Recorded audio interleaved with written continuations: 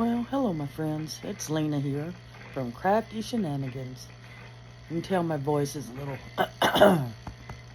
still under the weather, but I am feeling a lot better. I actually had energy today, and I was able to eat real food instead of just chicken broth. Um, I wanted to give you an update on my car. So, as you know, I took it over to the dealership. I've got help here.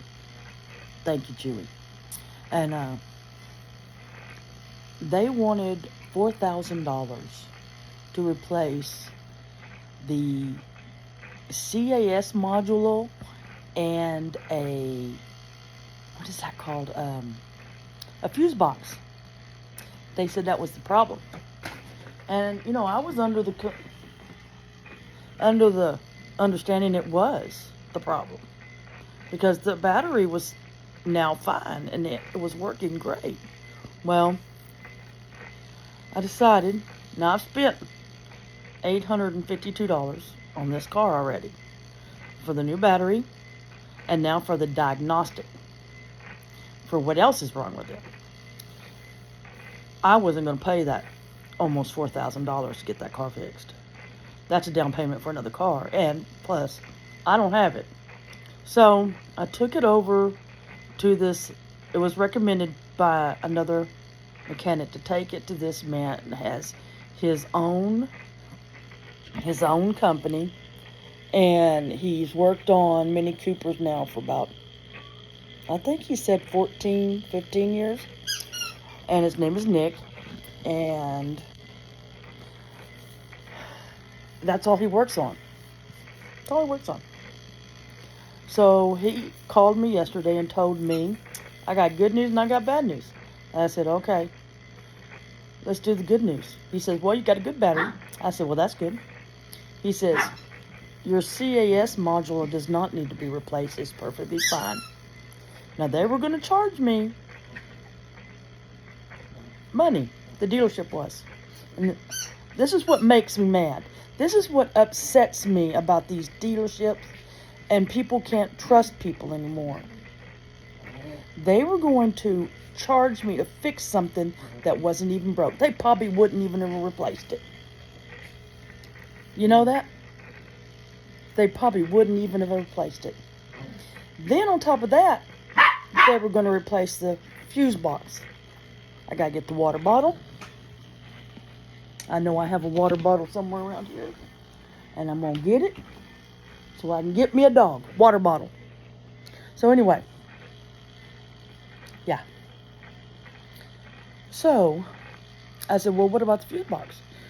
He said, the fuse box is perfectly fine too. So he asked me, he says, has your car ever been wrecked? I said, I've owned the car since 2018, December of 2018. It's never been wrecked.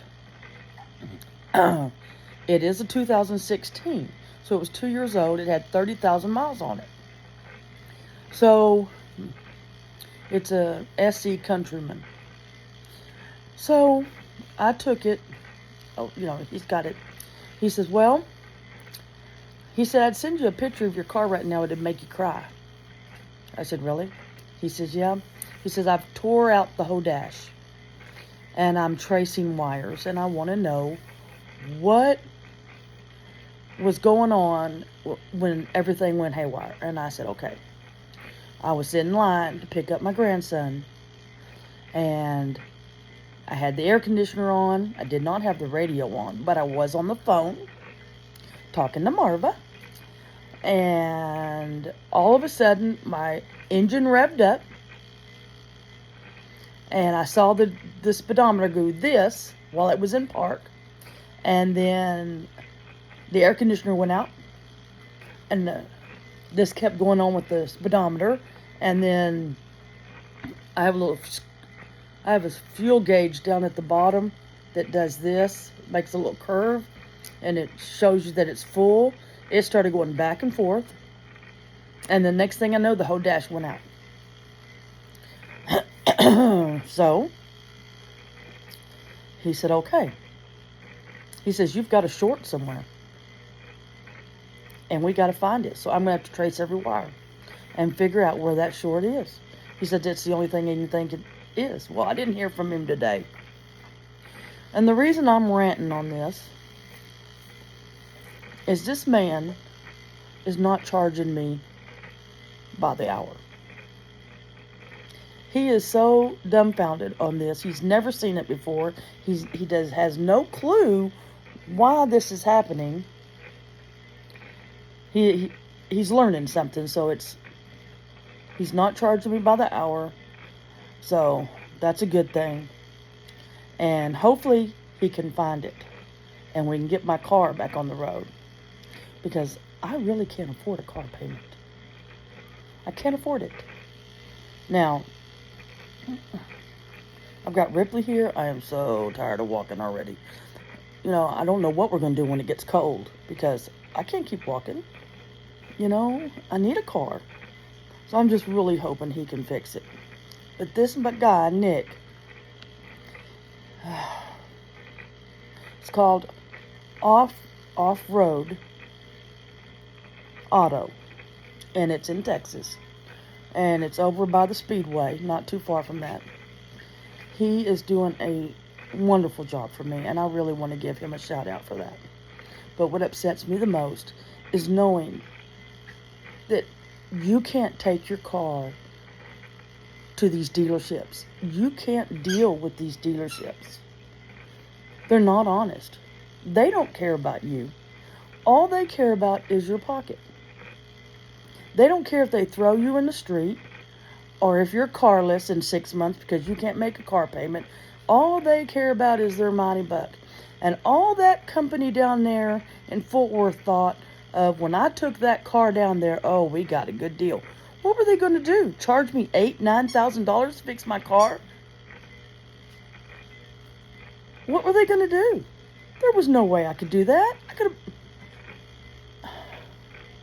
I'm just really tired of dishonest people. And I want to thank Nick for doing his best at his place and just helping me out. I had to order groceries today and have them delivered. I have never done that before. That was interesting. But I didn't have no way to go get milk. And my grandson needed milk. He needed some stuff for school tomorrow. And what was I to do?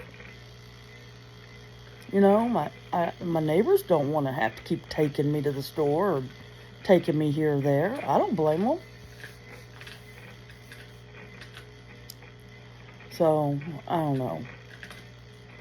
I need to go to the post office, but I'm still trying to get there. Well, I just want to say thank you for all my wonderful, wonderful friends out there and my subscribers. And I'm going to get busy and start working on some videos. I got some great ideas. And I may be running a little fever right now. I still have this tightness in my, and it comes at night. The tightness comes at night in my chest. But my stomach feels better, yay. And I did eat solid food today, yay. And other than that, I'm good. But yeah, between that and dealing with a family of possums in the backyard, we're doing good. Yeah, they're sleeping with my chickens and eating the eggs. I know, one thing or another. But I have a box coming in tomorrow. And I'm very excited about it. Marvin knows what it is. I have been researching and researching and researching and researching. And Amazon had this Amazon Prime thing. And I was able to get one very cheap. So I did. So we're going on a new journey, guys. It's going to be fun. It's going to be spooky. And I know it's going to give me a headache. Because I'm not that computer, Oh, if you want to know where Ripley is, he's sound asleep. He is sound asleep. We were in here cuddling, and he's like, yeah, I'm tired. I'm ready to go to bed. I said, okay. So we went to bed. But I want to end this with a note. I want everybody to pray for Israel. I also want everyone to pray for all the victims and those beautiful little babies that will never, never. It's just heartbreaking. Heartbreaking that people like that live here in this world. And then I want you to also pray for the innocent people that are in Gaza, the innocent people that are being caught up in this, because they didn't ask for this either. And I hope they get to the bottom of all this, of who started it, who financed it, and who did it.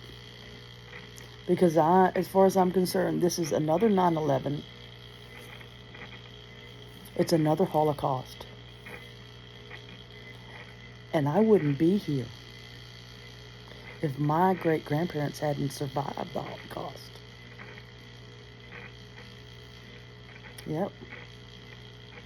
So I'm hoping and praying, and I stand with Israel. And I also stand for all those victims and their family members who don't know anything, and the innocent people that are being destroyed over this one senseless act. Senseless. Because it's not everybody in Gaza that's bad. It's not. It's a militia group, and I won't even say what they are because I don't want to give them credit for it.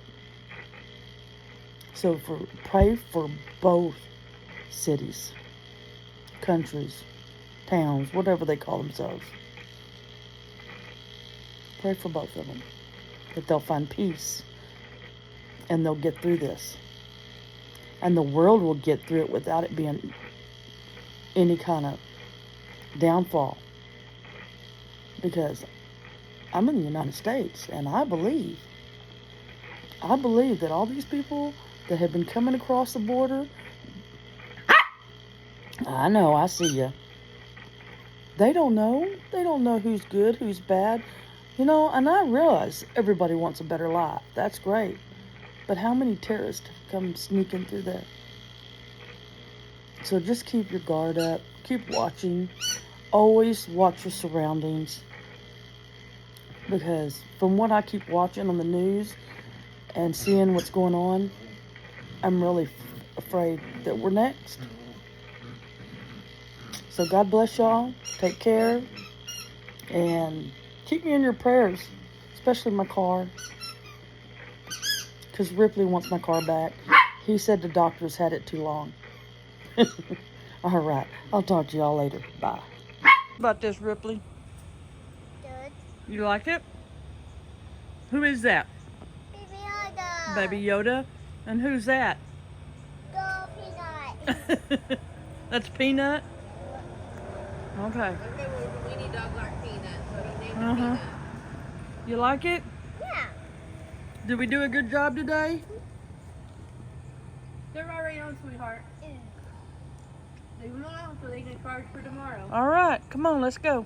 I want. Oh.